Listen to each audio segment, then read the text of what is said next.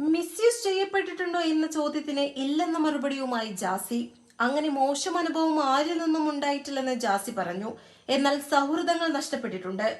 എന്താണ് കാരണമെന്ന് വ്യക്തമല്ലെന്നും അതിന് എന്താണ് കാരണമെന്ന് അറിയില്ലെന്നും ജാസി പറഞ്ഞു. ഒരു ഓൺലൈൻ മാധ്യമത്തിന് നൽകിയ അഭിമുഖത്തിലാണ് ജാസിയുടെ മറുപടി. ആഷി ഒരിക്കലും സ്ത്രീയായി മാറുന്നതിനുള്ള സർജറി ചെയ്യാൻ ആവശ്യപ്പെട്ടിട്ടില്ല. ആഷി എന്റെ മനസ്സിനെയാണ് ഇഷ്ടപ്പെടുന്നത്. തന്റെ സർജറികൾ പൂർണ്ണമായും കഴിഞ്ഞിട്ടില്ല. ലേസർ ചികിത്സയും ഹോർമോൺ ചികിത്സയും നടന്നു വരികയാണ്. എന്നാൽ ബോട്ടം ഉൾപ്പെടെയുള്ള സർജറി പെട്ടെന്ന് ചെയ്യേണ്ടെന്നാണ് തീരുമാനം.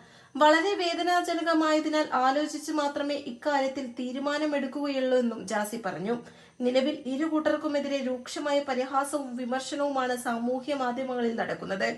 അടുത്തിടെ ആഷിയുടെ ഉമ്മയുടെ അഭിമുഖം വലിയ രീതിയിൽ ചർച്ചയായിരുന്നു. കമന്റുകളിൽ കൂടുതലും ഉമ്മയെ പിന്തുണക്കുന്നതായിരുന്നു.